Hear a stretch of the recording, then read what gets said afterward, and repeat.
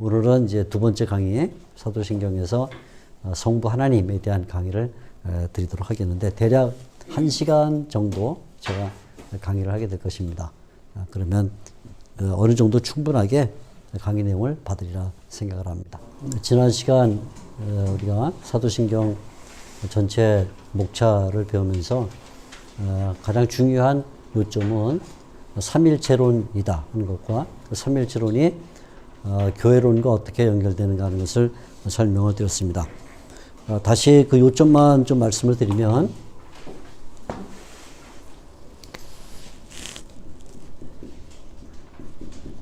사도신경은 전통적으로 우리가 크레도 그렇게 부른다고 말씀드렸습니다. 크레도는 심장을 드리다 뭐 이런 뜻을 갖고 있어서 신앙을 고백할 때 사도신경을 암송할 때는 굉장히 진지하고 또 심각한 마음으로 고백해야 된다 이렇게 이야기를 드렸습니다. 사도신경이 전체적으로 삼일체 그래서 성부, 성자, 성령 순서로 내려가는데 이렇게 내려가는데 특이하게도 이런 그 순서와 함께 성령 부분에는 교회론을 포함을 시켰다. 교회 물론 이제 거기는 우리의 부활과 죄사함, 부활, 영생도 들어있지만 크게 보면 다 교회와 관련된 것인데 그래서 이 성령님은 특이하게 교회와 관련된 분으로 이렇게 고백을 해서 두 개의 크레도 나는 믿는다 라는 말이 들어있다 이렇게 말씀드렸죠. 그래서 나는 믿는다 첫째 항목은 성부, 성자에 대하여 붙어 있고 그리고 둘째 나는 믿는다 부분이 성령과 그리고 교회 부분에 붙어 있다 이렇게 말씀드렸습니다. 자, 오늘은 이제 이 가운데서 성부와 관련된 말씀을 드리게 되는데 성부에 대해서는 네 가지 고백을 드리게 됩니다. 사중 고백이라 이렇게 말할 수 있는데요. 사중 고백. 자, 여러분들이 교회에서 전통적으로 번역한 전능하사 이거를 배우는지 아니면 나는 믿습니다. 이 고백을 하는지 모르겠는데 혹시 전능하사 이렇게 한번 외워볼까요? 그거 가능하겠습니까? 네, 잊어버리지 않았습니까? 네. 성부에 대해서만 전능하사 시작 전능하사 천지를 만드신 하나님 아버지를 내가 믿사오며 네, 거기에 전능하사 천지를 만드신 하나님 아버지 이렇게 사중입니다. 이렇게 그래서 본래는 순서가 제일 처음에 나는 하나님을 믿습니다. 여기부터 시작합니다. 그래서 처음에 우리가 하나님에 대한 고백은 하나님을 믿는다 이렇게 나옵니다. 나는 하나님을 믿습니다. 그 다음에 나는 아버지 성부를 믿고 그 다음에 나는 전능자를 믿고 그다음에 마지막에 창조주 하늘과 땅을 만드신 분을 믿는다 이렇게 순서가 되어 있습니다. 우리말은 이제 조금 순서가 이렇게 바뀌어 있지만 어쨌든 제일 처음에 하나님을 믿는다 이렇게 나오는데 이 하나님을 믿는다라는 말 속에는 굉장히 중요한 몇 가지 생각들이 들어있습니다. 가장 중요한 것은 하나님을 믿는다 할 때는 언제나 이분이 유일신이다. 이것을 염두에 두고 있습니다. 유일신이다. 다른 신은 없다. 그런 말이죠. 유일신. 그래서 신명기 6장 4절에 보면 들으라 이스라엘아 여호와는 오직 한 분이시다. 이렇게 말할 때 신명기 6장 4절 신명기 6장 4절 하나님은 한 분이시다. 이렇게 말합니다. 그러니까 다른 하나님이 있을 수가 없다. 그런 말이 되겠죠. 그래서 자주 성경에 보면 하늘에나 땅에나 나 외에는 다른 신이 없느니라 이런 표현들이 많이 나옵니다. 옛날 개역 성경이나 이런 표현에는 상천하지에 하늘과 땅에는 나 외에 다른 신이 없다. 유일신 하나님에 대한 표현이 나오는데 이러한 그 유일신 신앙이 사도신경의 첫 번째 고백이다 하는 점을 놓쳐서는 안 됩니다. 그죠? 나는 하나님을 믿는다. 이게 사도신경의 첫 번째 내용이에요.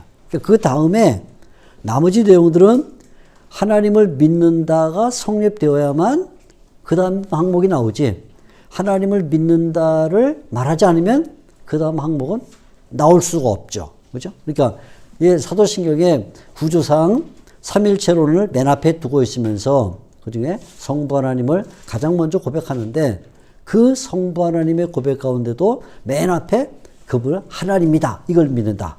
아시겠죠? 사도신경 그 중에 핵심은 삼일체론, 삼일체론의 핵심은 성부론인데 성부론의 제1항이 하나님을 믿는다. 이렇게 나온다는 말입니다. 자, 이 말은 하나님이 유일신이다 라고 이렇게 말하면 그 다음에 바로 이어져 나오는 말은 뭐냐면 다른 신은 없다. 그래, 다른 신은 없다. 그죠? 다른 신은 없다. 다른 신은 없다는 이 말 속에는 하늘과 땅에 다른 신은 없다. 이 말 속에는 어떤 생각이 들어있냐면 하나님 종교 외에는 어떤 종교도 인정하지 않는다라는 생각이 들어있습니다. 하나님 외에는 어떤 종교도 인정할 수가 없다. 세계의 모든 종교를 거절한다. 그러니까 심지어 기독교와 유사한 종교도, 그죠? 타 종교뿐만 아니라 타 종교 또는 유사 종교, 기독교와 유사 종교도 상당히 많이 다 거절한다. 이 생각이 이 말 속에는 들어있습니다. 요즘은 이제 워낙 이 에큐메니칼 시대가 되고 또 뭐 화합과 화해 이런 얘기를 많이 하다 보니까 타종교라는 말은 너무 이렇게 배타적이어서 그냥 뭐 이웃 종교라든가 뭐 이렇게 말하자 이러는데 아무튼 기독교 입장에서 보게 되면 여호와 하나님만이 유일신이다 이렇게 말하면 사실은 다른 종교라는 것은 종교 자체로 성립이 안 되는 거죠. 왜냐하면 신이 아니라고 믿으니까, 그죠? 신이 있어야 종교가 성립되는데 신이 아니라 이렇게 생각하니까 아예 종교 자체가 성립이 안 돼서 타 종교는 자동적으로 배제하게 되는 그런 현상이 나타납니다. 그러니까 이 타종교 또는 유사종교라는 말 속에는 이방신은 자동적으로 인정되지 않는다. 그런 생각이 들어있습니다. 그러니까 우리가 구약성경에도 보게 되면 다니엘이나 또는 다니엘의 친구들이 또는 뭐 불구덩이 아니면 사자굴 이런 데 떨어지게 될 때에도 그들이 늘 무엇 때문에 떨어지냐면 하나님 외에는 다른 신이 없다라는 생각 때문에 그 고난의 길을 가는 것입니다. 그러니까 고난과 죽음을 각오하고라도 다른 신을 인정할 수 없다라고 생각하는 것이 결국은 유일신 종교의 특징이라 이렇게 보게 되는 거죠. 이방신들은 대체적으로 다 무언가 형상을 가지고 있습니다. 형상, 그러니까 우상이라 그런 말이죠. 우상. 그래서 반드시 이방신 그러면 구약시대에는 팔레스타인에 많은 종교들이 있는데 뭐 여러분이 대부분 다 아는 뭐 바알, 아세라, 아스타롯, 밀곰 뭐 많은 신들이 다 하여간 뭔가 형상을 가지고 있습니다. 그러니까 신을 믿는다고 말할 때 신이 추상적이면 믿을 수가 없는 거예요. 이방인들이 갖고 있는 사고방식은 신이란 모름지기 뭔가 형상화되어야만 신이라고 부를 수 있다. 그러니까 어떤 때는 그 신의 모양을 하늘에 나는 새나 땅에 있는 뭐 심센 짐승이나 아니면 물고 영상이든지 이렇게 만들죠. 그러니까 결국은 이방신을 거절한다 하는 말 속에는 당연히 모든 형상을 거절한다라는 생각이 들어있어요. 모든 형상을 거절한다는 말 속에는 심지어 카톨릭이 말하고 있는 이런 어떤 뭐 형상들까지 다 포함이 된다 이렇게 볼 수 있겠죠. 이렇게 이방신을 부정하고 형상을 부정하면 그 다음에 또 같이 거절하게 되는 것은 미신입니다. 미신. 그렇죠? 미신.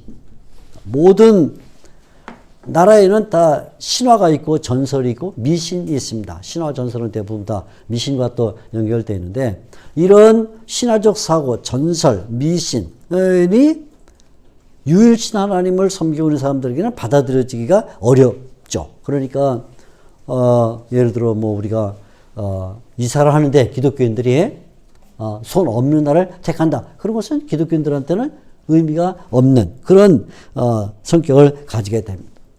장례를 지내는데 장례를 지낼 때 이 관의 머리를 어디에다 둬야 되느냐?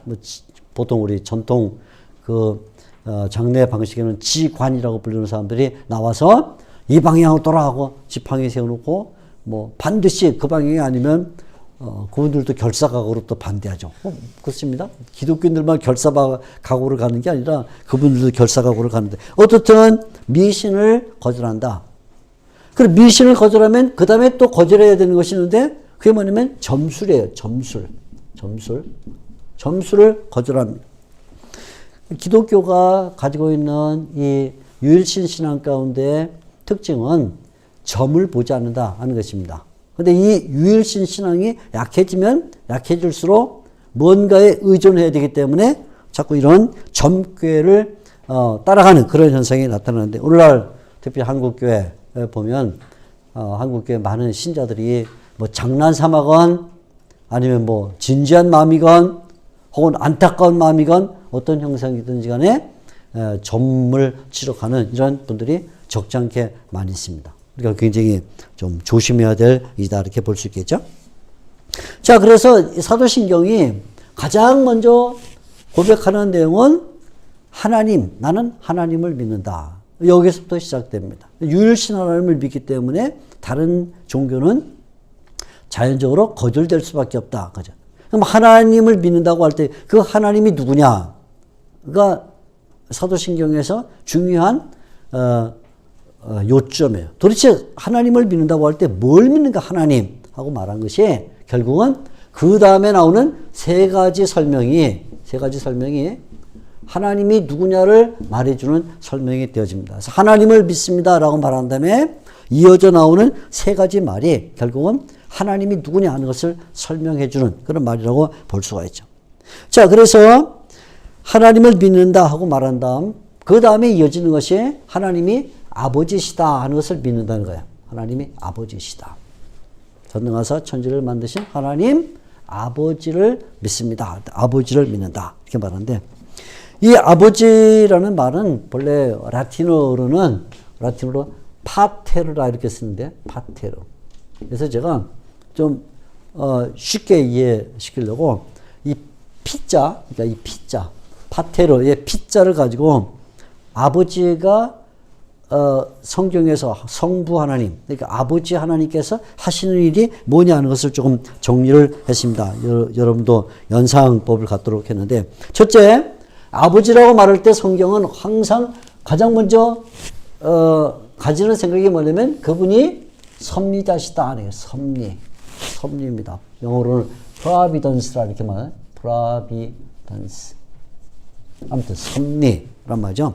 섭리란 말은 본래 뜻이 뭐냐면 미리 내다보신다 이런 뜻입니다. 미리 내다보신다. 미리 아신다. 그래서 이 섭리란 말 속에는 이제 신구약 성경이 상당히 많은 의미를 보여주는데 미리 내다보심이라는 뜻을 갖고 있는데 섭리가 그래서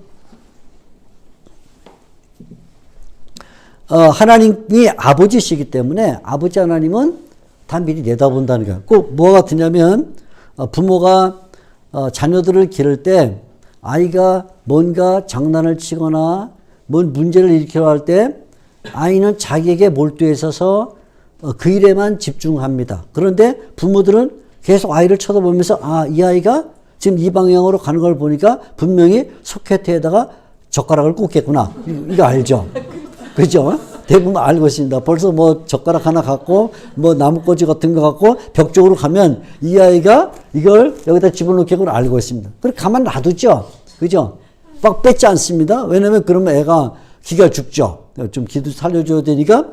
그러나 거의 접근해서 아이가 집어넣으려고 할 때 이놈 그럽니다. 말립니다. 그러니까 그게 뭐냐면 섭리예요. 섭리란 말은 하나님께서 이 인류의 역사와 그리고 신자들이 가는 그 모든 길을 가게 하시는데 그걸 하나님께서 미리 내다보고 있다. 이런 말입니다.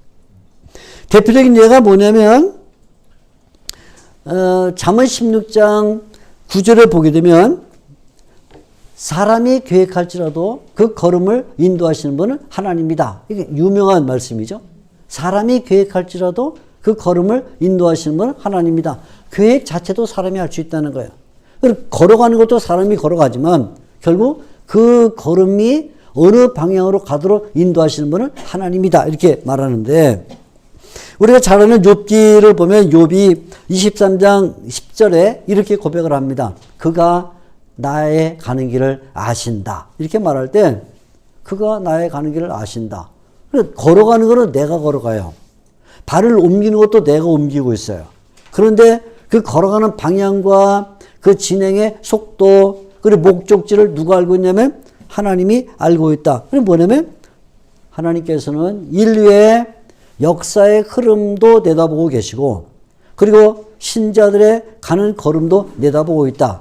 그래서 대부분 모든 신자들이 인생을 살아가는 동안에 고백하는 것은 내가 가는 길을 잘 몰라요. 나도. 그런데 하나님이 내가 가는 길을 아신다. 이렇게 말씀해 주시죠. 그러니까 아브라함이 하나님의 부름을 받아서 갈 때도 자기는 어느 길을 가는지 모른다. 이렇게 고백하지만 그러나 뭘 확신하고 있냐면 하나님이 내 길을 인도하실 것을 확신하고 가는 거예요. 그게 뭐냐면 providence다. 이렇게 말하죠. 섭리입니다. 가장 먼저 우리가 하나님을 아버지라고 고백할 때는 언제나 가장 먼저 떠올라야 될 단어가 뭐냐면 섭리입니다. 그분이 아버지시기 때문에 내가 가는 길을 알고 있다는 것입니다. 두 번째는 하나님이 그냥 단순히 섭리만 하시는 게 아니라 그 가는 길을 하나님께서 보호하신다. 보호. 그래서 protection. 하나님께서 보호하시는 거죠. 이렇게 protection. 하나님이 보호하신다. 가는 길을 그냥 멍하니 아시는 게 아니에요. 멍하니 절로 가겠구나. 가서 죽겠구나. 그런 게 아니죠. 가는 길을 아시는데 가는 길을 가는 골목마다 길목마다 하나님께서 보호를 해준다. 그래서 하나님은 창조된 만물을 보존하십니다. 이 보존하신다는 만물을 보존하신다는 생각은 그것은 구약에도 자주 나오고 신약성경에도 자주 나오는데 모든 이 만물의 운행이 누구에 의해서 되느냐 하면 그것은 하나님에 의해서 된다. 골로새서에도 나오고 요한계시록에도 나오고 뭐 느헤미야서 특별히 제가 한 구절 드리면 느헤미야서 9장 6절을 보면 느헤미야 9장 6절 하나님께서 천지를 창조하시고 하나님이 그 만물을 보존하신다. 만물을 보존하신다. 그러니까 세상에는 모든 만물이 제 멋대로 흘러가는 건 없다는 거예요. 항상 하나님의 보호 가운데서 질서 있게 질서 정연하게 이 모든 것들이 운행되고 있다. 이렇게 말을 해주죠. 그런데 중요한 것은 하나님이 창조된 만물을 보존하실 뿐만 아니라 신자들을 보호하신다는 것입니다. 특별히 신자의 만물을 보호하시고 그 다음에 특별히 신자를 보호하시는데 신자들이 악에 빠지지 않게 보호하신다. 예수님께서 주기도문을 가르쳐 주실 때 우리에게 이렇게 기도하라. 악에서 구하옵소서. 악에서라는 말은 어떻게 보면 악이란 단어가 굉장히 추상적인 단어인데 사실 마태복음 6장 예수님이 주기도문을 가르쳐 주셨을 때는 그냥 악이라는 추상적 개념이라기보다는 좀 더 어떤 인물, 악한 자 아마 이런 의도로 말씀하셨을 거예요.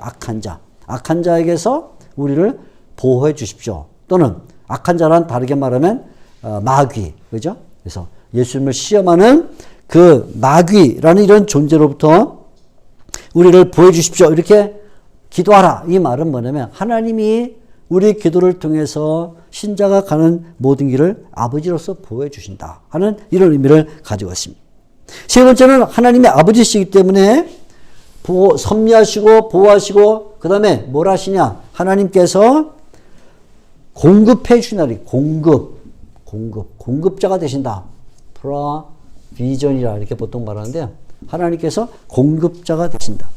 하나님은 자연을 만드시고 이 우주를 만드신 다음에 그 우주에게도 하나님이 공급을 해 주신다는 거예요. 그래서 새들에게 먹을 것을 주시고 꽃들에게 입을 것을 주신다. 이렇게 말하는데 마태복음에 나오는 산상설교 가운데 나오는 말이죠. 마태복음 6장 26절에 보면 하나님이 하늘에 나는 새들에게도 먹을 것을 주신다. 6장 30절에는 땅에 피는 꽃들에게도 하나님이 옷을 입히신다. 솔로몬보다 더 아름다운 옷을 입혀주신다. 이렇게 말하죠. 그러니까 만물에게 공급을 주신다는 거예요. 근데 하나님이 만물 이렇게 새나 꽃에게만 공급을 주는 게 아니라 더 나아가서는 악인과 불의한 자들에게도 하나님이 공급해 주신다는 거죠. 그래서 이 산상설교의 내용 가운데 좀 약간 그 의아하게 느껴지는 것은 마태복음 5장 45절을 보면 하나님이 의로운 자와 불의한 자에게 해를 주시고 악한 자와 선한 자에게 비를 주신다. 그러니까 우리 생각에는 하나님이 의로운 사람에게 해 주시고 불의한 자에게는 어둠을 주시고, 그죠? 그리고 선한 사람에게는 비를 주시고 악한 자들에게는 가뭄을 주시고 이러면 되는데, 예수님이 산상설교에서 하신 유명한 말씀이 불의한 자나 의로운 자나 선한 자나 악한 자에게 하나님 해도 주시고 그리고 비도 주시고 다 공급한다. 일단은 다 공급하신다. 만물의 이런 생물체들 새나 꽃에게도 공급하시고, 그리고 심지어 도덕적으로 불의하거나 하나님 앞에 선하지 않은 인생들에게도 하나님이 공급하신다. 그렇게 말해요.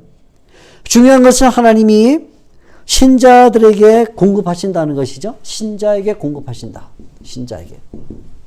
신자에게 공급하시는데, 신자에게 공급하실 때 가장 먼저 육적인 것을 공급하신다. 이렇게 얘기를 하죠. 아버지시기 때문에 아버지 하나님이 우리에게 먹을 것과 입을 것을 주시고 거주할 것을 주시고 일상 생활을 허락해 주신다. 그래서 특히 출애굽기나 이런 신명기 이런 성경을 보게 되면 하나님이 광야에 나온 이스라엘 백성들을 향해서 공급하시는 장면이 나오죠. 그리고는 신명기에 보면 40년 동안 너에게 양식이 떨어진 적이 있냐, 의복이 헤어진 적이 있냐, 신발이 다른 적이 있냐 하면서 하나님이 계속해서 물질적인 것을 공급해 주신다. 오늘날도 우리 마찬가지예요.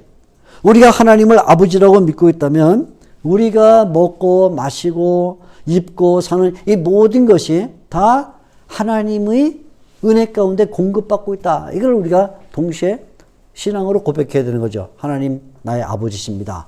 하나님 아버지를 믿습니다 하고 말할 때는 그분이 내 인생이 끝날 때까지 그 수준이 좀 많이 먹여주시든 아니면 좀 덜 먹여주시든 알 수 있을지 모르지만 아무튼 하나님께서 우리의 인생이 끝날 때까지 우리의 물질을 책임져 주신다 하는 거예요. 그러나 중요한 것은 하나님이 이렇게 우리에게 육적인 것을 공급하실 뿐만 아니라 더 중요한 것은 영적인 것을 공급하신다는 거죠. 육적인 것과 함께 영적인 것을 공급하시는데, 영적인 것을 공급하신다고 말할 때는 늘 두 가지를 생각을 합니다. 첫째는 뭐냐? 성령을 공급하신다. 그죠? 성령. 그래서 예수님이 마태복음의 산상설교와 비슷한 말씀을 누가복음에도 들어있는데, 특히 누가복음 11장 13절에 보면 아버지에게 아이들이 와서 뭘 달라 그러면 악한 아버지라도 선한 것을 주시는데, 이렇게 말씀하시면서 하나님 아버지께서 너희에게 성령을 주시지 않겠냐 이렇게 말했어요. 어떻게 보면 약간 그 내용이 좀 약간 좀 잘못된 거 아닌가 생각하지만, 사실은 악한 자가 자녀들에게 물질을 공급하기를 좋아하는 것처럼 하늘에 계신 하나님께서는 물질을 넘어서 성령을 공급하시기를 좋아한다. 그래서 결국은 하나님을 아버지라고 고백할 때는 그분이 우리에게 성령을 주시는 분이다. 이거를 놓치면 안 된다. 하나님이 아버지로서 우리에게 주시는 가장 좋은 것은 뭐냐면 성령을 주신다. 우리에게 성령의 은혜가 있게 하시고 성령의 감동 있게 하시고 성령의 도움 있게 하신다. 성령을 주신다. 동시에 성령과 함께 주시는 것이 뭐냐면 말씀이에요. 성령과 동시에 플러스 말씀을 주신다. 예수님께서도 사람이 떡으로만 사는 게 아니라 하나님의 입으로 나오는 모든 말씀으로 살 것이다. 이렇게 말씀하셨는데, 사람이 살아가야 되는 그 동력 가운데 하나가 하나님의 말씀이다. 그래서 하나님이 끊임없이 우리에게 말씀을 공급해 주시는데, 이게 이제 나중에 교회와 관련돼서 보게 되면 하나님이 역사에 하나님의 교회를 인도하기 위해서 항상 말씀의 교사를 주신다. 그죠? 말씀의 끊임없이. 아무리 핍박이 많고 고난이 있고 때로는 뭐 죽음의 마지막 자리에 있는 그때에도 하나님이 말씀의 교사를 멈춘 적은 없어요. 그죠? 항상 말씀의 교사가 있어서 말씀을 주신다. 그러죠? 자, 이렇게 하나님은 아버지로서 첫째, 섭리, 둘째, 보호, 세 번째, 공급하시고, 네 번째, 아버지시기 때문에 하나님은 신자들을 뭐 하시냐면 훈련을 시켜요. 훈련. 영어로 하면 practice. 훈련을 시킵니다. practice. 하나님께서는 성도를 훈련시키는데 히브리서 12장에 보면 아버지 하나님에 대한 유명한 구절이 들어있는데 징계하지 않는 아버지가 어디냐 이런 말이 들어있습니다. 근데 우리말에 이제 히브리서를 번역하면서 징계하지 않는 아버지가 어디냐 말은 좀 너무 번역이 좀 과도하게 됐어요. 과도하게. 사실은 그 표현은 교육한다, 뭐 하죠? 훈육한다, 뭐 이 정도일 텐데 훈육하지 않는, 교육하지 않는 아버지가 어디 있겠느냐? 모든 아버지는 자녀를 기르면서 훈육한다 또는 교육한다 그런 말이죠. 마찬가지로 하나님도 아버지시기 때문에 성도들을 교육한다, 훈육한다 이렇게 보는데 훈련을 시킨다는 거예요. 그래서 practice를 시킨다. 왜냐하면 그래야만 신자들이 성장을 해요. 그래야만 신자들이 견고해져요. 하나님의 훈련을 통해서 신자들에게 발전이 있어요. 그러니까 하나님이 신자들을 계속 훈련을 시켜요. 가만두지 않아요. 어떤 때는 구르게도 하시고 어떤 때는 떨어지게도 하시고 어떤 때는 좀 찔리게도 하시고 그걸 하나님이 훈련을 시켜요. 대표적인 예가 뭐냐면 이스라엘 백성이 광야 40년을 지난 것입니다. 광야 40년.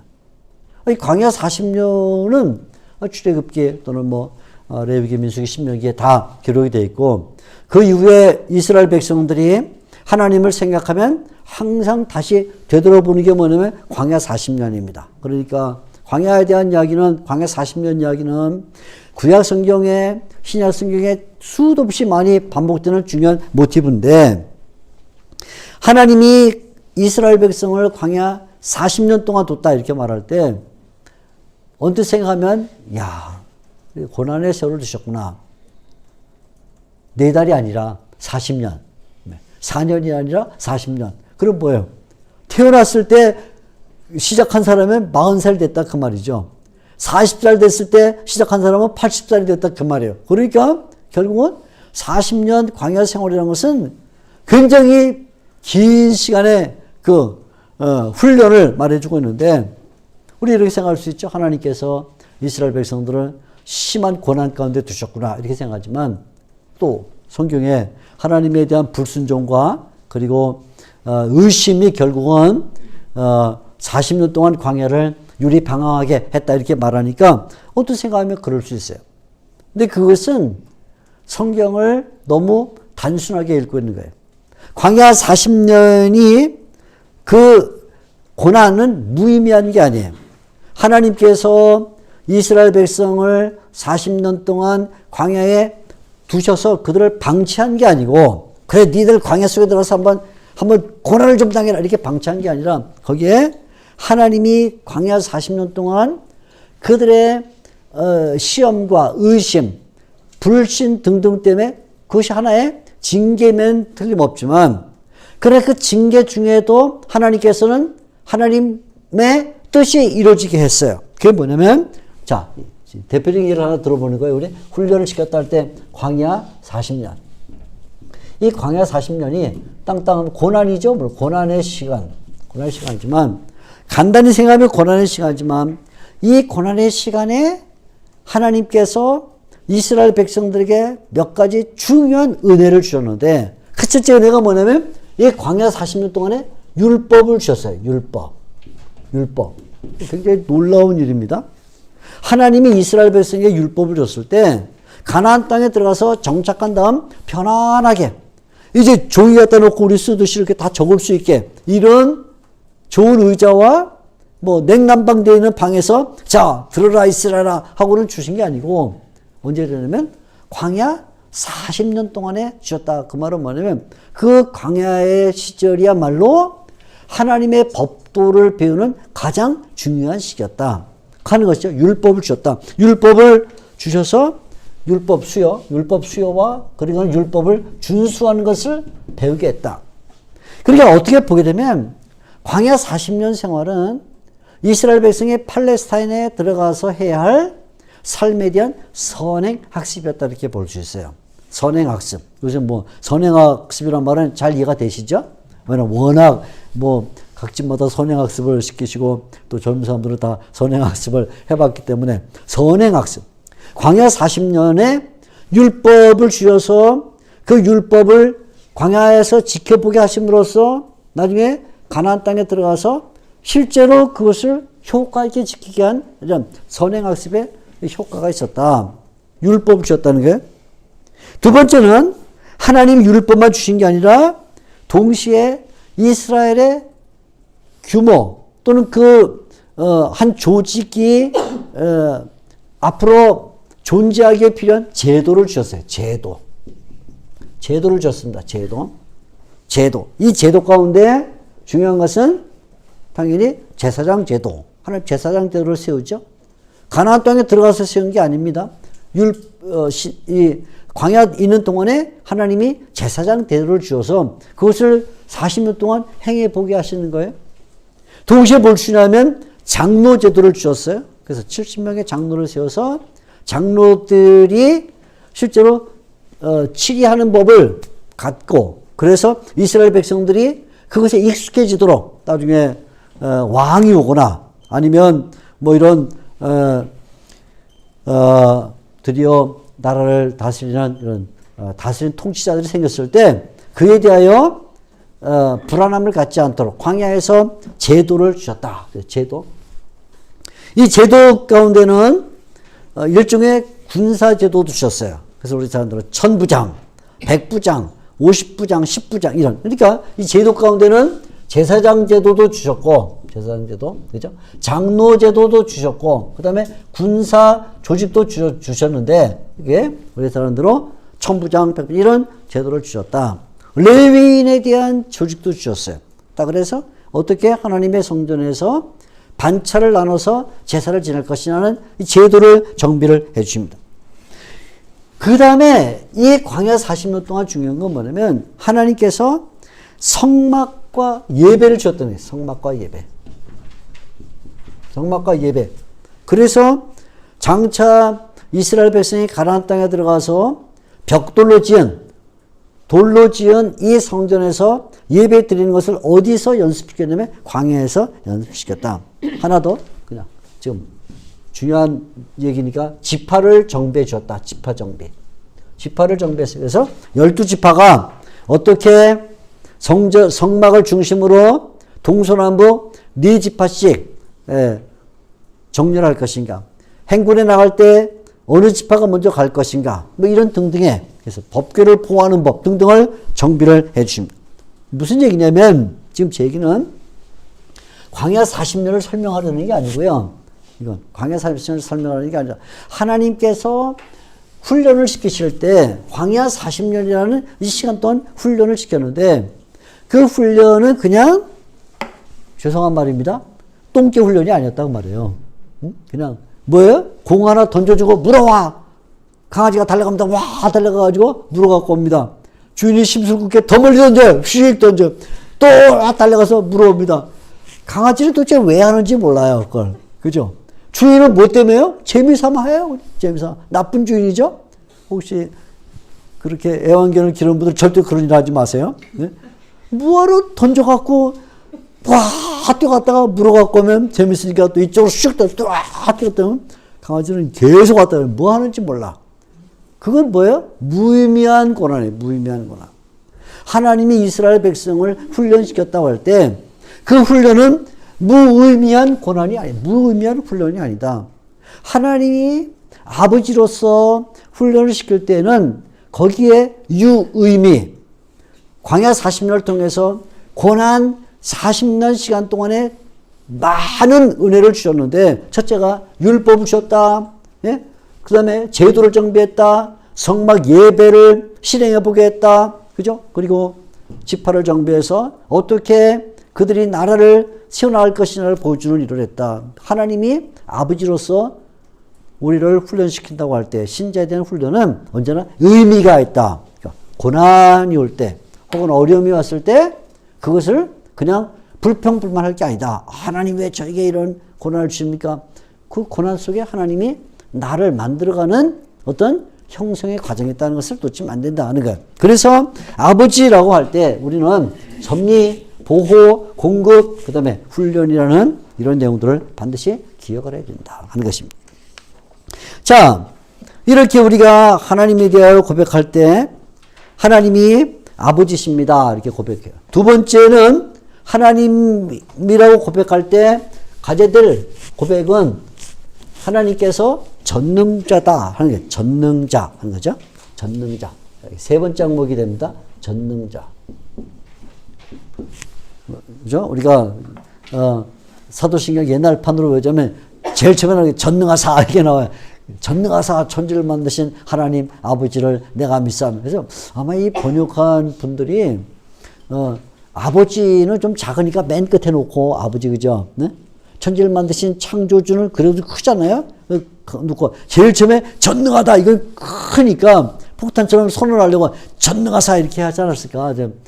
뭐 사도신경 처음 번역한 분을 만난 적이 없어서 물어볼 수는 없지만 아마 이 한국 사람들은 좀 뭔가 뻥이 세잖아요. 그죠? 뻥이 세다는 말은 맞아요. 왜냐면 우리는 대한민국에 산다고. 그죠? 네? 사실 이 동서남북을 봐도 조그만 나라인데 우리는 대한민국을 하잖아요. 그죠?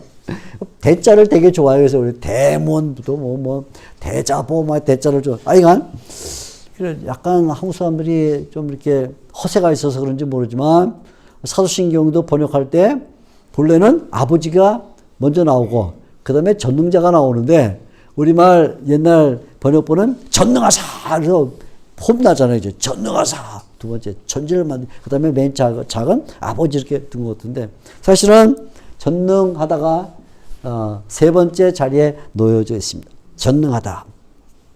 이 전능하다라고 말할 때 성경에서 하나님을 전능하다라고 고백할 때는 언제나 세 가지 내용을 갖고 있어요. 이걸 놓치면 안 돼. 세 가지 내용을 갖고 있다. 첫째는 뭐냐면 하나님을 가리켜서 전능하다라고 말할 때는 처음에 시간과 관련해서 전능하다는 거예요. 시간과 관련해서. 그래서 무슨 얘기냐면 하나님은 전능하시다는 말이 시간 관련해서 보면 그분은 영원하시다. 영원이다. 영원성. 영원성을 말해. 영원하시다. 그러니까 지금 시간과 영원이라는 것은 사실 달라요. 그러니까 제가 일단 우리 쪽에서 하나님을 이해해야 되니까 우리 쪽에서 하나님을 이해할 때는 시간과 영원이라는 이 두 개념에서 자 도표를 하나 그릴게요. 하나님은 영원에 계시고 우리는 시간에 있는데 그러니까 하나님 그다음에 여기 인간 이렇게 있는데 우리 쪽에 우리는 언제나 시간을 벗어날 수가 없어요. 시간을 벗어날 사람은 아무도 없고 언제 시간을 벗어나면 죽어야 벗어요. 그죠? 더 이상 시간이 우리를 지배 못하는데 시간 쪽에서 하나님을 이해하려면 시간이라는 이 차원에서만 이해를 해야 되기 때문에 영원도 시간이라는 차원에서 이해를 할 수밖에 없어요. 우리는. 그죠? 이걸 벗겨낼 수가 없어요. 그래서 시간이라는 차원에서 하나님을 이해하면 뭐냐? 하나님은 영원하시다 이렇게 말한 거예요. 그러니까 아니 영원과 시간은 다른데 시간이라고 써놓고 영원성을 말하나 이렇게 오해하지 마시고 우리 쪽에서 보면 우리는 시간에 종속되어 있는 인간이기 때문에 이 시간의 개념을 갖고만 하나님을 설명할 수 있으니까 그렇게 보면 하나님은 영원하시다 이 말입니다. 하나님은 영원하시다. 성경에 수도 없이 나오는 내용이죠. 하나님은 영원하시다.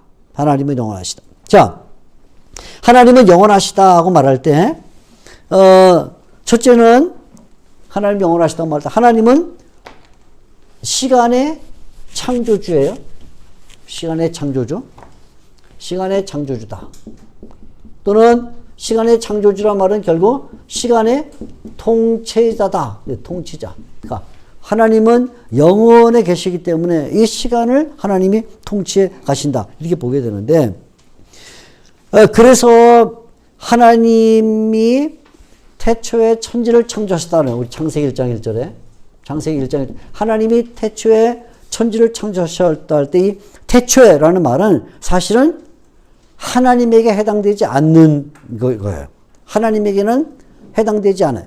하나님은 태초 이전에 계셨기 때문에 태초 이전, 태초가 여기 태초에 영원이라는 이 영원이기 때문에 점을 그렸습니다. 시간은 그때부터 이렇게 시간이 흘러가는데 시간 처음에 그래서 이 태초는 영원과 시간의 분기점에 있는데 하나님께서 영원하시다라는 그 말은 결국 이 시간을 하나님만이 통제하실 수 있다라는 의미를 가지고 있어요. 그래서 하나님이 태초에 천지를 창조하심으로써 그때부터 시간이 시작이 돼요. 역사가 시작이 되는 것이죠.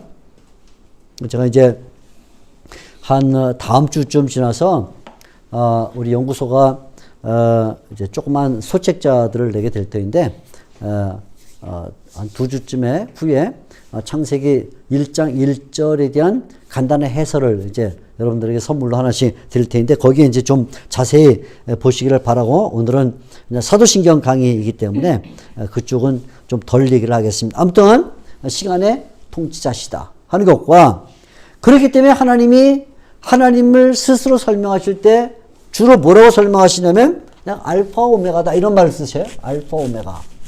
우리 잘 알죠? 처음과 나중이다.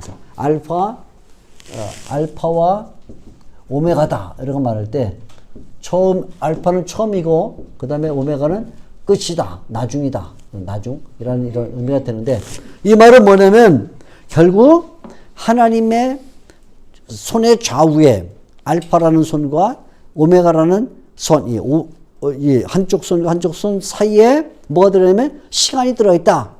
그 말은 하나님은 시간 밖에 계시다. 이런 뜻이 되죠. 하나님 시간 밖에 계시기 때문에 그 시간의 시작과 시간의 마지막을 누가 통치하냐면 그건 하나님이 통치하신다. 그러니까 시간의 시작과 마지막을 그죠? 여기 알파 그다음에 오메가를 누가 통치하시냐면 결국 영혼 가운데는 하나님이 통치하신다. 그러니까 하나님은 시간의 창조주의자 동시에 통치자다. 이렇게 우리가 설명할 수 있습니다. 자, 이렇게 우리가 하나님이 전능자로서 시간을 통치하시는 분이라면 그러면 그 시간을 통치하시는 하나님이 신자들과 전적으로 동행할 수 있다라는 이론이 생기네요. 전적 동행. 예수님께서 마태복음 28장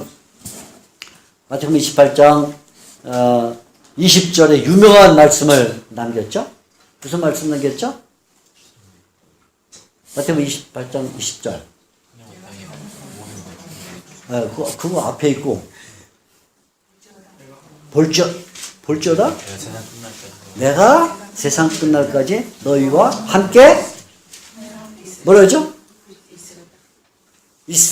우리말 성경대로 하면 어떻게 되냐면 내가 세상 끝날까지 너희와 함께 있으리라. 이렇게 있으리라. 이게 있습니다. 있으리라는 있으리라는 이거는 엄격히 말하면 미래형입니다. 미래형. 있을 것이다. 이 말이에요. 그런데 사실은 마태복음 28장 20절에 이 말씀은 있으리라는 미래형이 아니라 오히려 현재형이다. 있느니라. 이렇게 번역을 했어요. 있느니라. 그러니까 예수님께서 제자들을 보내시면서 그죠? 만민에게 복음을 전파하고 아버지와 아들과 성령 이름을 세례주라 라고 말씀하시면서 뭐라고 약속하셨냐면 내가 너희와 항상 함께 있다. 현재형 있다. 있었다도 아니고 있을 것이다도 아니라 뭐냐면 있다. 이렇게 계속 하나님 예수님에게는 항상 현재만 있다. 항상 현재만 있는 거지. 현재.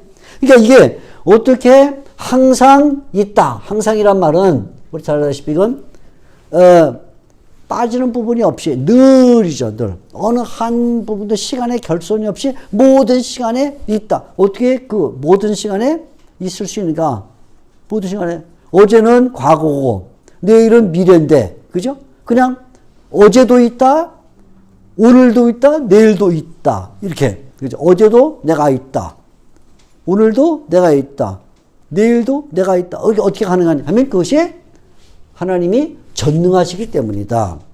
전능하신데 특별히 시간과 관련해서 영원성을 가지고 있기 때문에 가능하다. 그러니까 예수님이 이 말씀을 했을 때는 하나님 아버지의 모든 권세를 내게 주셨다 이렇게 말했는데 하나님 아버지가 갖고 있던 그 동일한 영원성이 예수님에게 와서 이 표현을 하고 있기 때문에 역으로 말하면 하나님 아버지가 이미 그 상태에 있다 그거예요. 그 상태.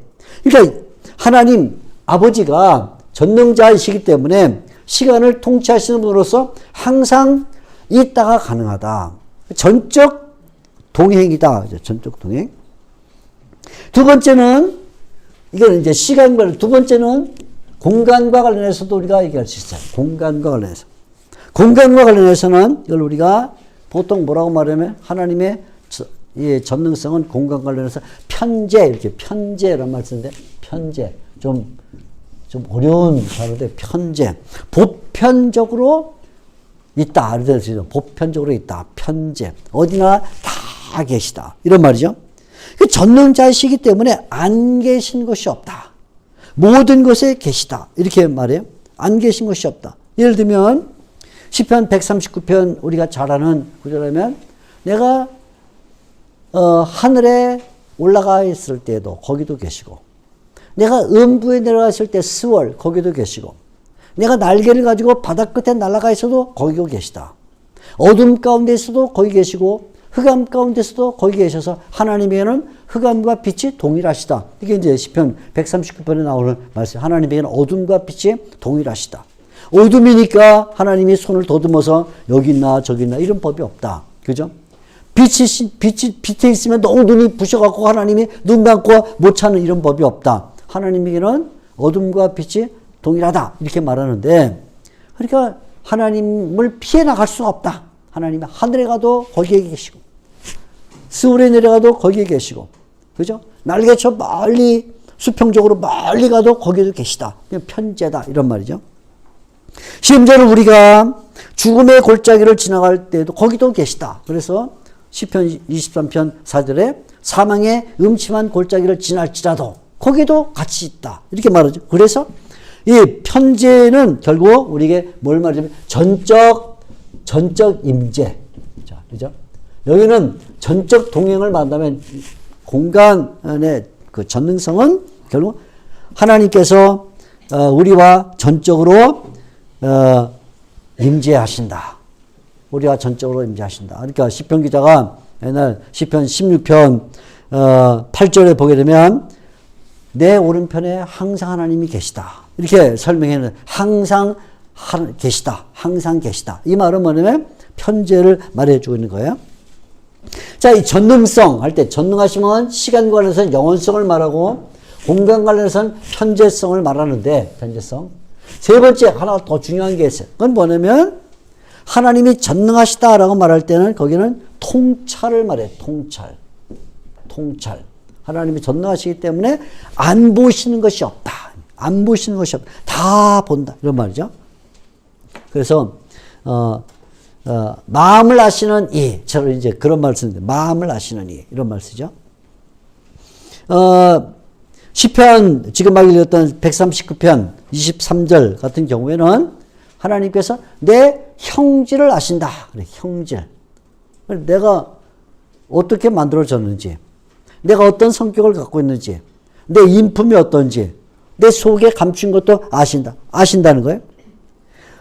창세기 6장 5절에는 노아의 홍수 직전에 하나님께서 인간의 그 부패함을 보실 때 이렇게 말해요. 그 마음의 생각의 뜻을 아시고 이렇게 말해요. 마음의 생각의 뜻을 아신다. 그러니까 우리 마음이 있는데 마음 속에 들은 생각이 있고 생각 속에 뜻이 들어있어서 우리가 하나님 앞에 숨기는 거예요. 마음을 숨겨요. 육체를 가지고 육체가 있습니다.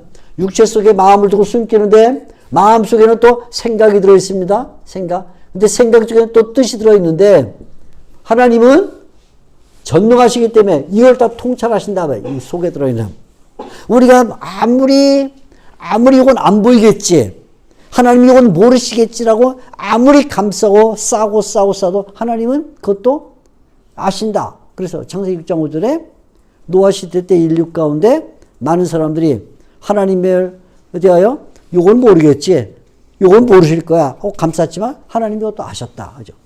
여러분 욥기에 16장 9절에 보면 아주 유명한 말씀 하나 들었어요. 욥기 16장 9절에 보면 우리말 성경 지금 이 개역 개정판은 뭐라고 설명했냐면 하나님은 날카로운 눈초리를 갖고 있다 이렇게 설명했어요. 하나님은 날카로운 눈초리를 갖고 있다. 날카롭다 그러면 여러분의 머릿속에는 뭐가 떠오르실까요? 날카롭다. 카터. 그죠? 카터. 샥 비면 손가락 샥 나가는 카터. 날카로운 눈초리를 갖고 있어서 우리가 생각 가운데 생각에 겹을 싸가지고 마치 이 무슨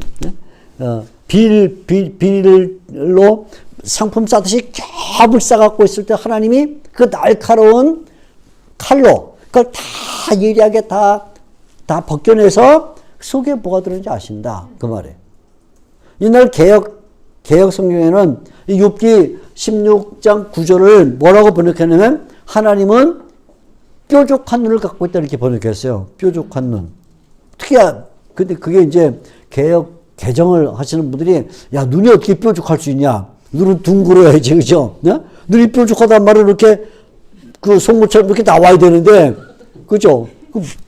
하나님이 괴물이시냐 어떻게 이렇게 송곳 이게 날카로운 눈은 이렇게 좀 이렇게 찢어질 수 있잖아요. 그건 좀 낫지만 뾰족하시다 그래서 이제 번역을 바꿨지만 정확하면 사실은 하나님의 눈은 뾰족한 눈이에요. 핀세트입니다. 핀세트.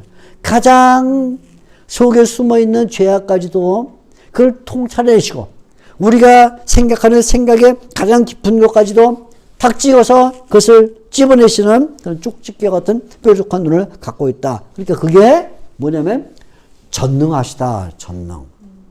시간적으로는 영원하시기 때문에 전능하시고 공간적으로는 편재성을 가지기 때문에 전능하시고 그리고 통찰력은 인간의 속에 들어있는 모든 것을 다 뚫어보시기 때문에 그분이 전능하시다. 숨길 수가 없다. 그런 말이죠. 전능하시다. 이렇게 우리 고백을 하는 거예요.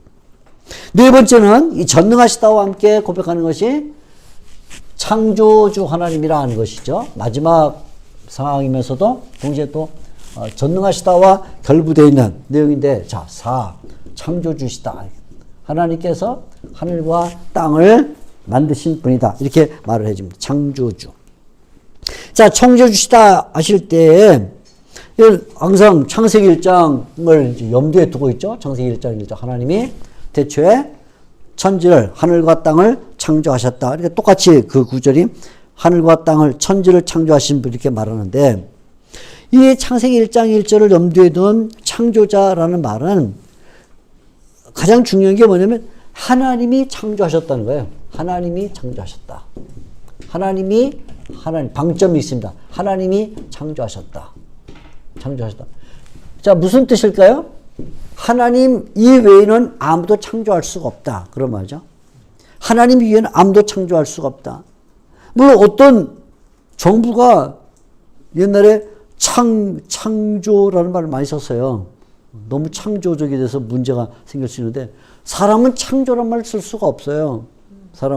사람은 있는 걸 가지고 재활용을 할 수 있지만 그게 뭐든지 간에 재활용할 수 있지만 사람은 아무것도 없는 곳에서 뭘 만들어낼 수는 없어요. 크레아치오 엑스 니힐로. 그러니까 크레아치오 엑스 니힐로란 말은 무에서부터의 창조. 근데 말인데 크레아치오 엑스 니힐로. 무에서부터의 창조. 무에서부터의 창조는 인간에게는 없어요. 인간은 언제나 이미 기존하는 것을 어떻게 활용해가지고 뭐를 생산해내는 재생산과 이거는 재활용은 가능하지만 인간은 무에서부터의 창조는 없다. 그래서 하나님이 방점이 있어요. 하나님이 창조하셨다. 그러니까 하나님 외에 모든 것은 다 피조물이다. 그 말이죠. 그래서 만물의 원인은 하나님이다. 이게 하나님이다.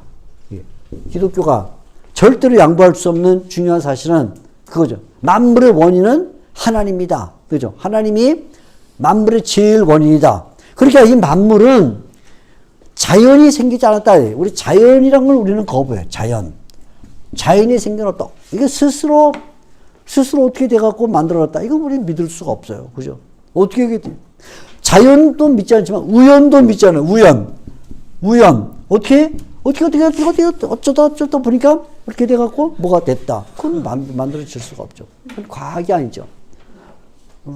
과학자들이 자주 이렇게 진화론이나 이런 걸 설명할 때 말 들어보면 자꾸 물어보면 되게 싫어해요.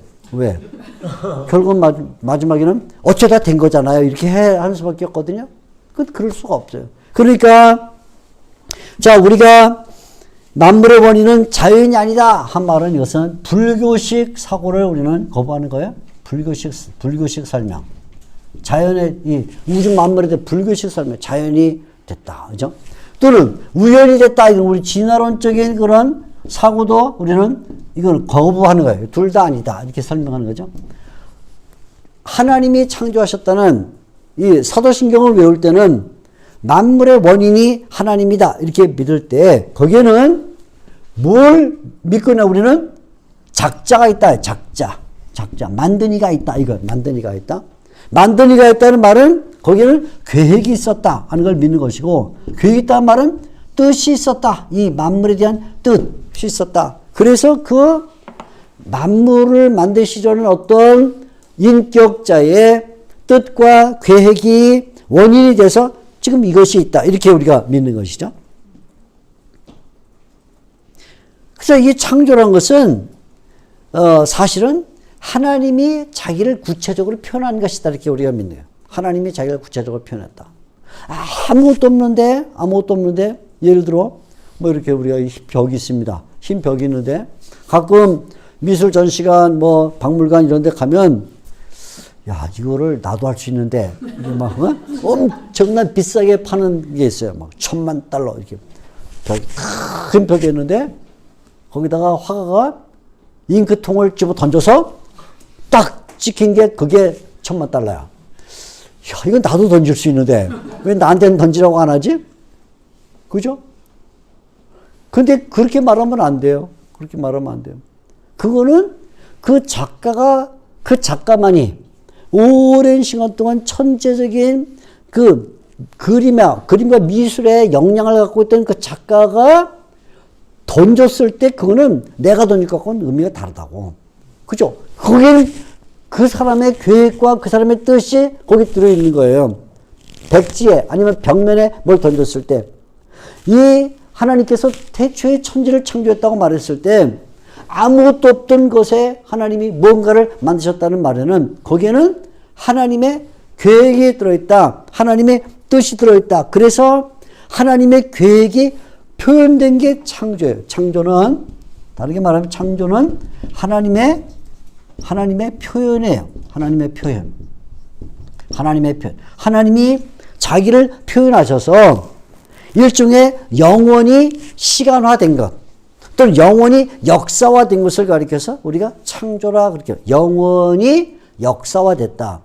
영원히 시간화된 게 창조예요. 거꾸로 말하면 시간을 해체시키면 그것이 영원히 될 수 있고 역사를 거꾸로 되돌리면 영원히 될 수 있다. 그런 말이죠. 그러니까 하나님께서 영원 가운데 계신 하나님께서 창조를 통해서 자기를 보여주신 것, 자기의 뜻과 자기의 생각을 보여주셨어요. 그러니까 우리가 이 하늘과 땅이라는 이 자연, 이 우주 만물을 바라볼 때 우리는 거기서 뭘 봐야 되냐면 하나님의 표현, 하나님의 뜻을 볼 수 있어야 된다. 그런 말이죠.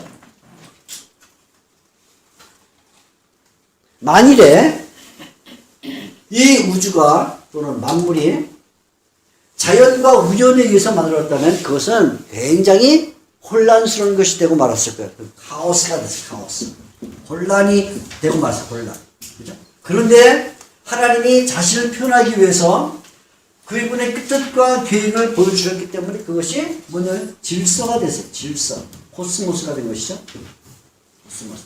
그러니까 우리가 이 세상을 바라볼 때, 우주와 세상을 바라볼 때 만일에 우연히 잘 됐다면 벌써 서로 부딪히고 난리가 났어야 될 거예요. 그죠? 그런데 별로 부딪히지도 않고 이렇게 있다는 그 말은 뭔가 이런 세팅을 했다. 계획적으로 세팅을 했다는 것을 보여주는 것이다. 이렇게 말할 수가 있겠죠. 자, 그러므로 우리는 하나님이 창조하셨다라는 것을 믿으면서 하나님이 창조하셨다. 하나님 외에 아무도 창조할 수가 없고 하나님이 창조하셨기 때문에 그것은 하나님의 표현이다. 이것을 믿고 두 번째는 뭘 우리가 하나님 창조주라고 말할 때 두 번째는 하나님이 천지를 창조하셨다는 거예요. 천지를 창조하셨다. 그죠? 천지라고 말하는 것은 사실은 가장 큰 개념을 말하는 거예요. 새와 풀을 창조하셨다 이렇게 말하지 않고 새와 풀, 하늘과 땅을 창조하셨다 해서 하늘 가장 큰 개념이고 땅도 가장 큰 개념인데 이 가장 큰 개념을 가지고 하나님이 얼마나 위대하시냐 이걸 보여주는 것이죠. 만약에 우리가 사도신경을 배우면서 전능하사 새와 풀을 만드신 하나님을 믿사하며 이렇게 했다면 좀 약간 좀 째째해 보이죠, 그죠? 그렇지 않습니까? 좀 작아 보이잖아요. 네? 전능하사 돌과 모래를 만드신 하나님을 믿사하며 그러면 뭔가 좀 초라해 보이는데 하나님의 전능성을 가장 잘 드러내기 위한 그 창조의 모습을 하늘과 땅, 그래서 하늘 가장 큰 것, 땅 가장 큰 것을 말함으로써 이렇게 설명을 해주고 있습니다. 이 말씀, 하늘과 땅을 창조하셨다는 이 말씀 속에는 가장 큰 것을 창조하셨다라는 것을 말할 뿐만 아니라 그렇기 때문에 하나님 외에는 다른 어떤 것도 경배를 받으면 안 된다는 거예요. 천지를 창조했지, 천지가 창조한 게 아니에요. 자, 주어가 하나님이, 그죠?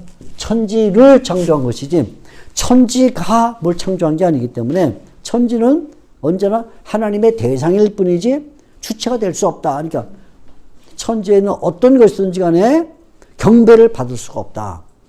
그러니까, 처음에 말한 우리가 우상은 우상, 돌로 만든 것, 나무로 만든 것을 섬길 수 없다라는 말과 바로 통하는 말이 되는 것이죠.